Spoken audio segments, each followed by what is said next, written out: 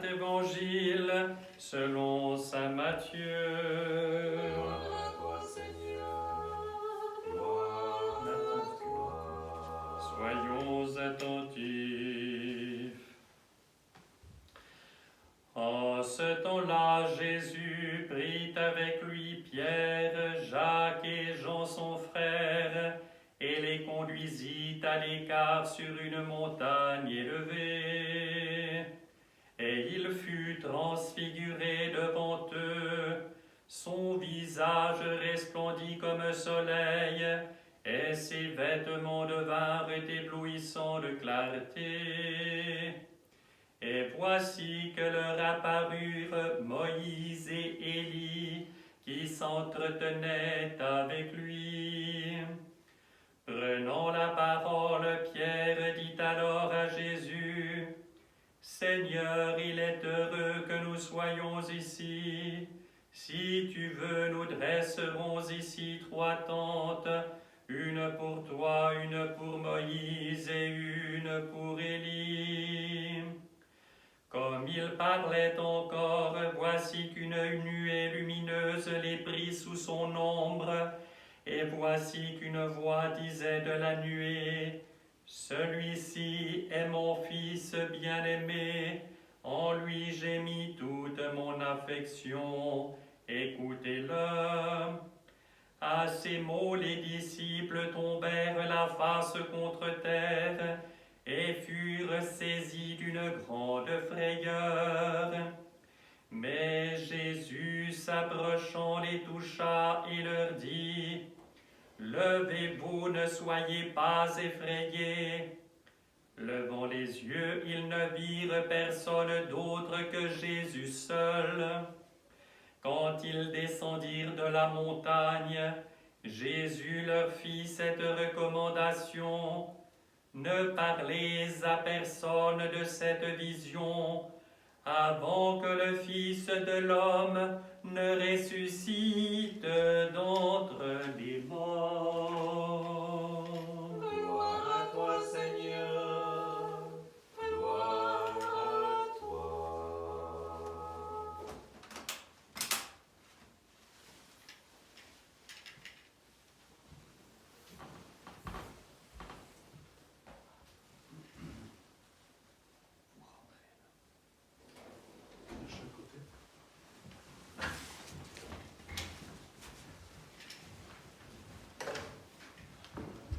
Au nom du Père et du Fils et du Saint-Esprit, ainsi soit-il. Chers frères et sœurs, nous célébrons cette grande fête de la Transfiguration. C'est un moment tout à fait clé dans le chemin du Christ vers son suprême abaissement. Et l'évangile de Saint Luc, qui a été lu aux matines, insiste et précise sur le fait que Moïse et Élie, qui sont apparus, s'entretenaient avec le Christ de son voyage, de sa montée vers Jérusalem, de ce voyage, et ce n'est pas pour rien que l'on parle ainsi, parce que c'est un véritable voyage, un véritable déplacement, une véritable évolution, si vous voulez, pas dans l'espace seulement, mais dans la réalité des événements aussi, vers la passion.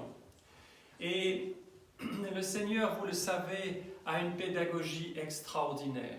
Une pédagogie qui n'est pas basée sur le savoir, parce qu'il est évident que le Seigneur est omniscient, donc le savoir, il l'a de manière absolue, mais il est basé fondamentalement sur l'amour.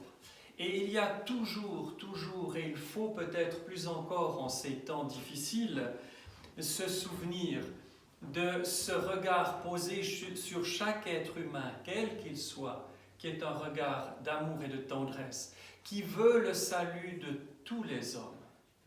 Ainsi donc, le Seigneur sait bien ce qui va arriver. Il sait bien qu'après avoir vu tant de miracles, avoir vu la résurrection des morts, la guérison des lépreux, etc., il sait bien qu'il y aura un énorme point d'interrogation, un énorme questionnement, un doute qui va s'insinuer dans le cœur des disciples, des apôtres, des disciples plus éloignés, si vous voulez, de tous ceux qui ont côtoyé le Seigneur, qui en ont entendu parler et qui ont bénéficié d'une guérison, qu'elle soit spirituelle, psychique ou dirait-on aujourd'hui aussi, et physique.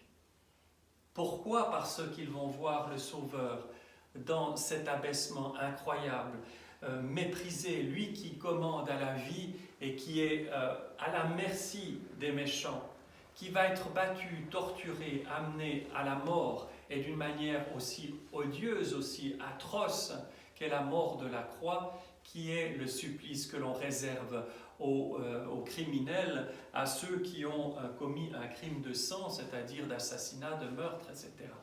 Alors, comment comprendre? Il sait cela. Il sait qu'on va l'abandonner.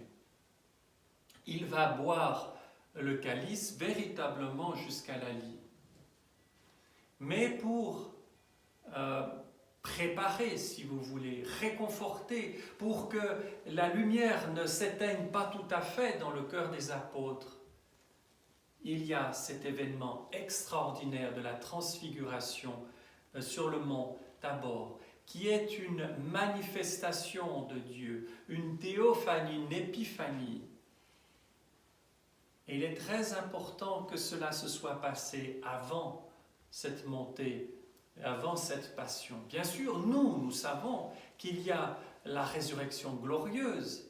Nous avons crié pendant tout le temps pascal, et notre cœur le crie encore, Christ est ressuscité, Christos ressuscité. C'est quelque chose qui est littéralement chevillé à notre cœur.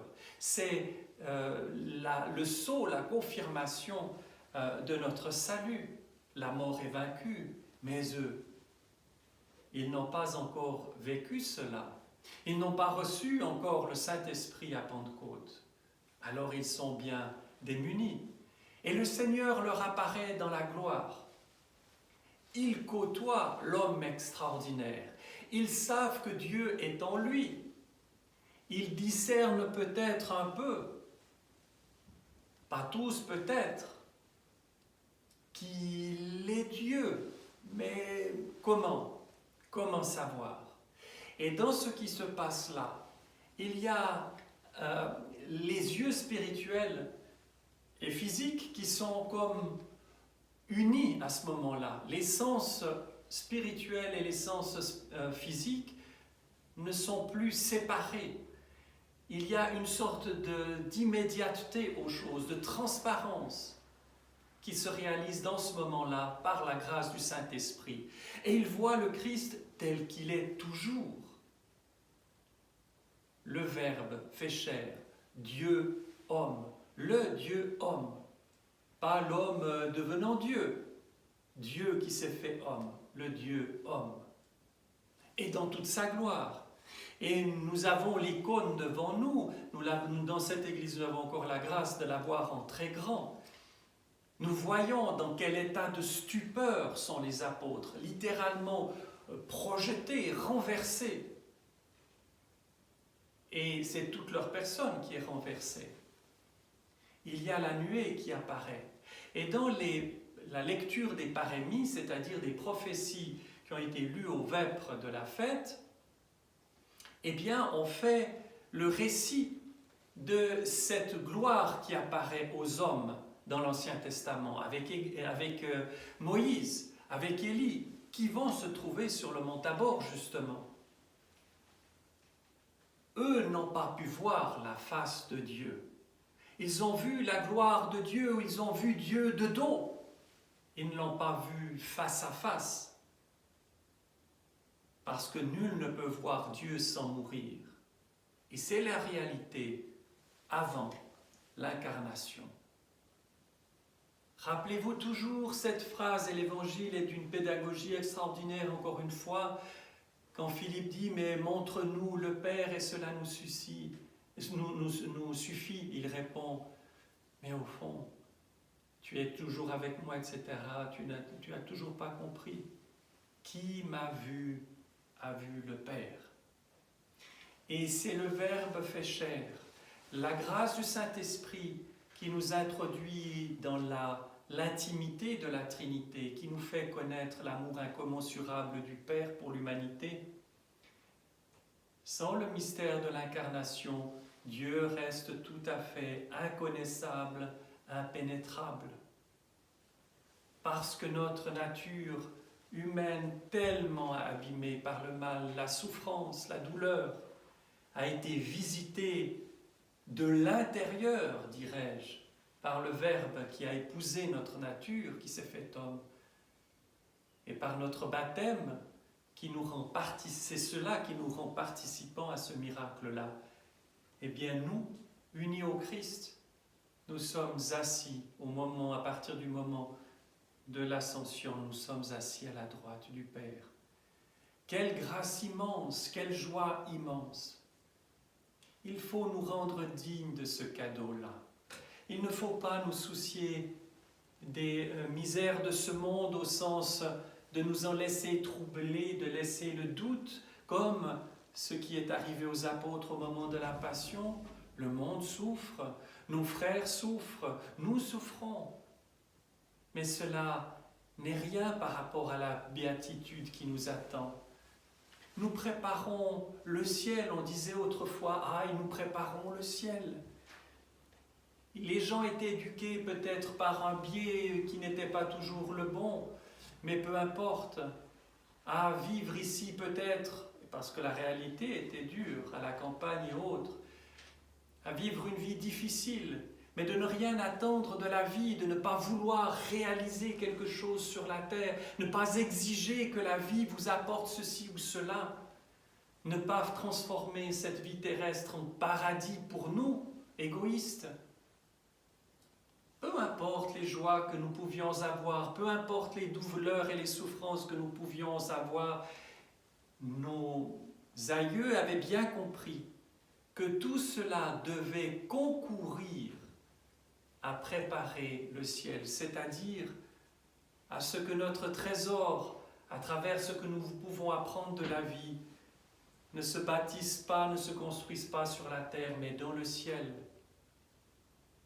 où il n'y a pas de teigne, où il n'y a pas de rouille, pour reprendre l'image que le Christ donne lui-même. Chers frères et sœurs, le trésor est dans le cœur. Alors il faut que nous n'ayons pas une foi tiède. Il ne faut pas que nous soyons dans l'à peu près. Nous sommes très exigeants pour nos aises, pour ceci ou cela. Nous sommes très exigeants envers notre frère lorsque nous avons un désagrément, lorsqu'on nous répond mal, lorsque l'on nous blesse d'une certaine façon. Nous ne lui pardonnons pas, nous avons de la rancune. Est-ce que nous sommes capables, le matin en nous levant, de dire « Je te bénis Seigneur pour tout ce qui m'adviendra dans la journée ». Et quand je rencontre un frère, une sœur, un animal, peu importe quoi, un événement, je te bénis, Seigneur. Et lorsque je rencontre quelqu'un qui m'est difficile à aimer, est-ce que je peux dire « je te bénis » ? Lorsque je reçois une offense, que je sois capable de dire « je te bénis ». Nous le pouvons. Ne doutons pas de cela. Le Christ est ressuscité. Le Christ nous encourage jour après jour et sur le mont Tabor, il a montré sa lumière. Nous savons par l'expérience de l'Église, l'expérience concrète, pas d'une institution abstraite, mais des hommes et des femmes qui la composent, qui en sont la chair même. Nous savons que certains d'entre nous, parce que les saints sont certains d'entre nous, ont vécu une telle intimité avec Dieu qu'ils vivaient dans la lumière. Nous avons tous en mémoire, évidemment, Saint Séraphin de Sarov, qui, en demandant cette grâce au Seigneur, a été comme transfiguré devant son disciple, parce qu'il fallait que ce disciple comprenne ce qu'était la vie dans le Saint-Esprit. Et Dieu a accordé cette grâce, parce que Saint Séraphin savait que c'est ainsi que l'homme est en vérité. C'est ainsi que nous serons dans le ciel, chers frères et sœurs. Alors laissons tous les soucis de ce monde, laissons toutes les discussions, vaines discussions de ce monde. Et aujourd'hui, notre société est travaillée par toutes sortes de discussions, d'avis contraires, de disputes. Est-on pour ceci, contre cela? Est-ce que cela vient de ceci ou de cela? Laissons ça. Tout cela est vide. La seule question essentielle, nécessaire pour chacun d'entre nous, c'est l'acquisition du Saint-Esprit. Parce que le Saint-Esprit en nous, nous recrée, nous fait nous ressouvenir de tous les miracles du Christ, nous introduit dans l'intimité de la Trinité, dans cette vie auquel nous sommes appelés. L'homme est si grand, mais pas par lui-même. Rejetons cette illusion qu'a insinuée Satan dans l'être humain, qu'il peut être Dieu sans Dieu. Il peut être Dieu par participation, si Dieu a fait sa demeure en lui. Le Christ dit même, vous ferez des miracles plus grands que moi. Rappelez-vous cette parole, ça paraît fou. Est-ce que c'est juste une image? Il n'y a pas d'image vide ou allégorique chez le Christ. Il utilise parfois des images pour parler d'une réalité vraie, et il y a une réalité vraie là-dedans. Alors, chers frères et sœurs, réjouissons-nous, apportons la joie à tous ceux que nous rencontrons, apportons la bénédiction et demandons la bénédiction sur tous ceux que nous rencontrons. Et si nous sommes faibles, demandons l'aide de Dieu avec foi. Ayons cette espérance, cette charité, sans avoir l'ombre d'un doute, d'une sorte de demi-grâce, d'un peut-être de grâce, d'un peut-être de guérison. Soyons certains que Dieu bénira notre prochain. Le voulons-nous vraiment? C'est peut-être plutôt cela. Et cela nous donne une clé de notre état spirituel. Si nous ne voulons pas vraiment cela pour notre prochain, consciemment ou inconsciemment, c'est que peut-être notre état intérieur est un peu malade et nécessite la main, encore plus la main du Christ thaumaturge. Alors, chers frères et sœurs, résolument, réjouissons-nous de cette fête et préparons dans ce carême de la Dormition, préparons cette grande fête de la Dormition qui est là, toute proche, et réjouissons-nous encore une fois et toujours de toutes les grâces que Dieu donne à l'humanité tout entière et à la création. Au nom du Père et du Fils et du Saint-Esprit, ainsi soit-il.